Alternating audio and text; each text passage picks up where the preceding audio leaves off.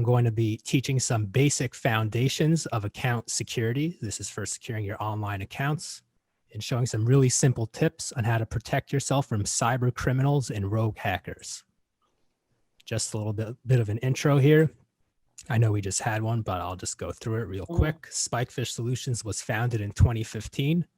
We are an engineering-led company. Pretty much anyone you speak to at Spikefish has the ability to understand and help you with any of your IT or security needs. We specialize in managed IT solutions, cybersecurity, networking, and cloud and IT projects. We work with small, medium, and enterprise businesses.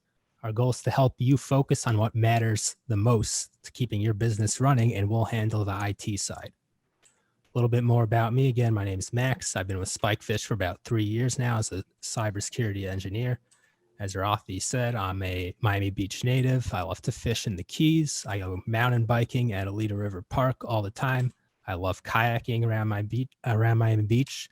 I've also built a small data center in my house, and you can see I added some cool lights to it to make it go faster. So today we're going to go about, talking about cybersecurity. What's the big secret? How do I really make an impact in securing myself online? And we're going to focus on a few things. We're going to talk about two-factor authentication, these things called hardware tokens. I'm going to also show you a quick demo on how easy it is for me to find your password if you're using your browser's password manager. Then I'll give you some resources, and then we'll conclude with a Q&A, and I believe JB and I will do that together. All right, so when it comes to cybersecurity, things often sound complicated and frustrating. I'm sure some of us have had issues like this, losing access to your email, losing access to your bank accounts, forgetting passwords. You had a complex password and you still got hacked. Employees are getting hacked and phished, and you've given up hope. It can all seem overwhelming, but I'm here to tell you not to worry. We're going to tell you exactly how to stop most cyber attacks against your online accounts. So we're talking social media accounts, Twitter, Instagram, Facebook, your email, Gmail accounts, Office 365, things like that. This all applies to that. Some of the biggest technology companies in the world in recent years have completely upended the way traditional account security is done. So companies like Google, Microsoft, Apple, Amazon, and more have implemented simple solutions to keep their employees secure and reduce cyber attacks. For example, Google has even claimed that since they've implemented two-factor authentication for over 78,000 employees, not a single one has ever been hacked through a phishing attack. Now, this is an extremely good statistic, and it's almost hard to believe, but this just shows the power of two-factor authentication. So that's what we're going to start off with.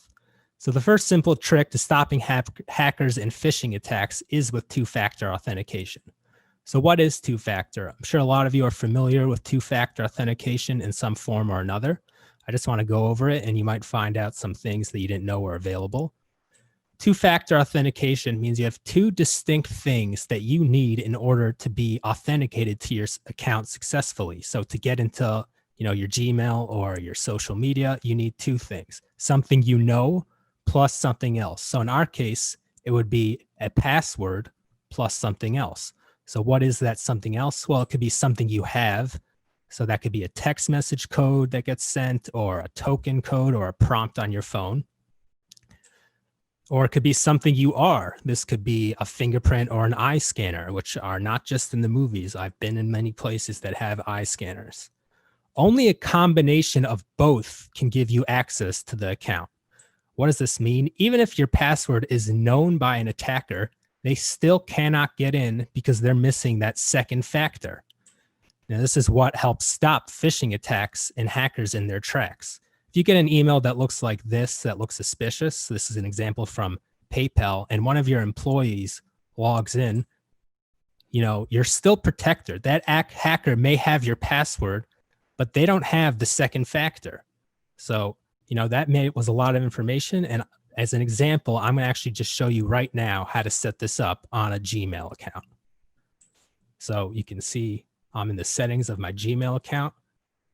And I'm going to go to two-step. We're going to hit get started. It's going to ask me for my password because this is a security change. And then it's going to ask me for my phone number, which is right there. You can call me anytime for any IT issues or security issues. Then I get a text message. I put that in to confirm that this is my phone. And then I'm going to hit turn on. And now I have two-step verification enabled. And this works with other things like Office 365 and Twitter and more social media. And I'll just show you how signing in works. Put in my email. This is not the Spikefish official email, so do not use that to contact us. I don't check it. That's our test account. Here's my first factor, the password.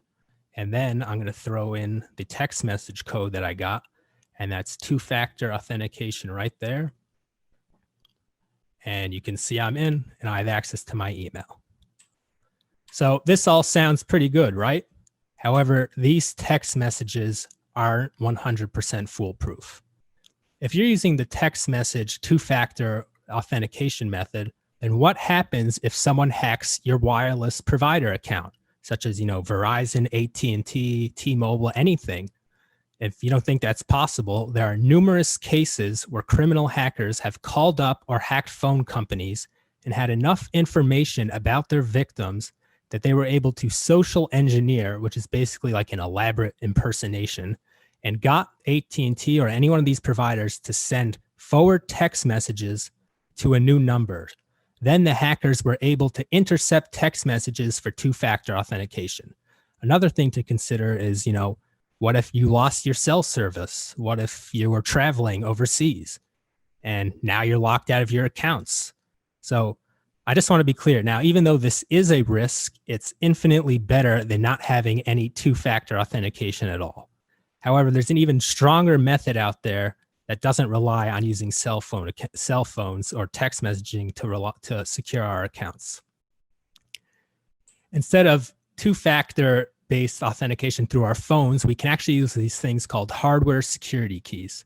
This is actually the security solution that I use for all my accounts, and it's also what we use at Spikefish Solutions. So what is a hardware security key? Well, it's pretty simple. It's a key like to your house or car, and instead of sticking the key into a door, you connect the key to your computer, usually through a USB port. And all you need to do is give it a tap. These are one of the best ways to secure not only your email, but on almost all of your online accounts have support for it these days. Even your computer can be locked with one of these. They're fast, easy to use, and extremely secure. There's also no need to type in security codes that, sometimes they expire too quickly and you got to wait again. They come in all sorts of sizes and can be used over USB, Bluetooth, or NFC and works with your computer or phone. Now, one of the main producers of these is called YubiKey, which you can see an example here.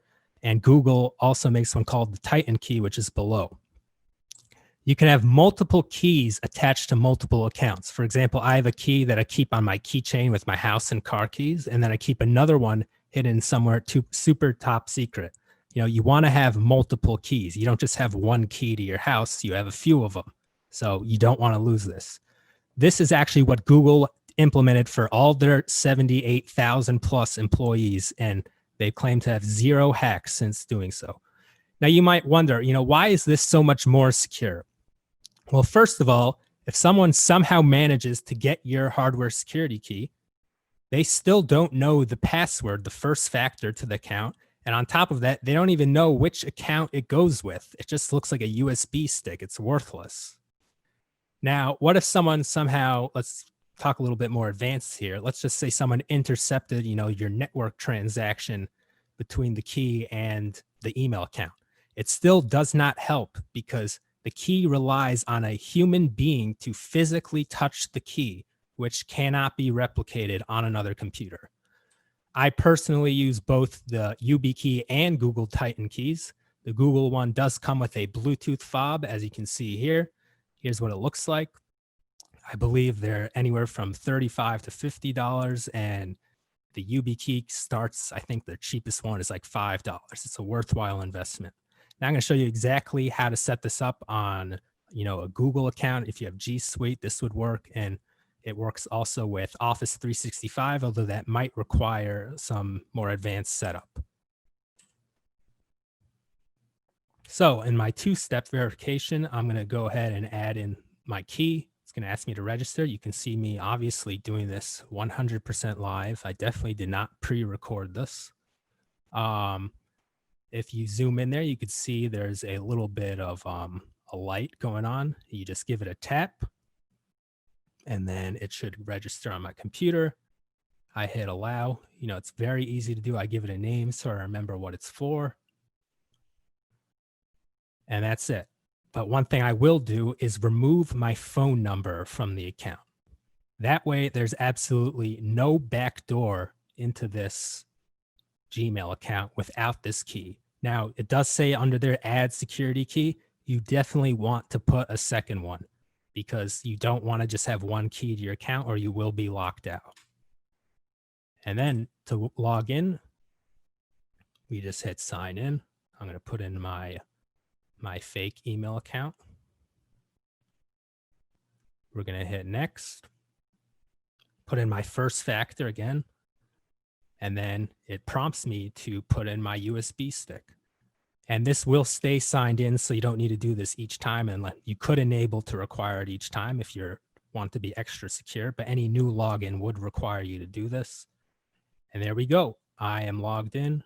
I'm going to just hit next. And that's it. No text messaging, nothing. It's a self-contained system. So that's doing it with hardware keys, and I highly recommend it. Now, just to conclude, I'm going to do a quick demo, how easy it is for me to find your password on your computer. But I first just want to discuss some basic best practices that you should be working on. So let's discuss some behavior. If you're using your computer in a public place with the screen unlocked and you walk away from that computer, you are asking for trouble. Even at work or in your home, you should make it a habit of locking your screen. It should be a habit to lock your screen just when you're not in front of your computer. I'm going to give you a quick tip right now how to do it. On Windows, it's Windows key plus L, and on Mac, it's Control Command Q. Now, if you're using your browser's built-in password manager, your passwords are discoverable. It takes about 20 seconds for me to go on your computer and get your password out of your browser. Now, this is something to keep in mind when you are using a shared computer and you don't want someone to know your passwords. And I'm going to show you, you're going to all learn how to be hackers right now. So I'm going to go on ebay.com. This works in any browser, Firefox, Internet Explorer, Edge. I'm going to go on eBay. I'm going to log in. Ooh, there's a saved password in this browser. I want to know what that is. This is not my computer. So I am going to go to this thing called Developer Tools. Every modern browser has this built in. And we're going to hit Developer Tools. Now I'm going to select the field where the password is, and that'll bring me right to the code where that password field is made. Then we want to look for the data type, which is type equals password. That's what hides the password. And all I need to do is erase this. And you'll see I've just gained the password to this account. I hit enter, and there you go. I just found the password. So that's why I highly recommend you use password managers, which don't suffer from this because they will not auto input the password if you don't set it to do that. And we like the password manager called Bitwarden.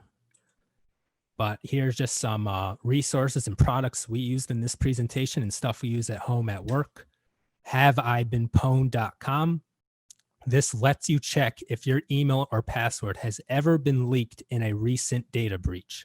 I encourage everyone to see how many companies have had your email and have exposed personal details about you. I actually checked my own accounts, and I had at least 4 associated with my email that were leaked in a data breach. You'll be surprised what you'll see. Another great resource is How Secure Is My Password, or passwordmeter.com. You can see the strength of your password.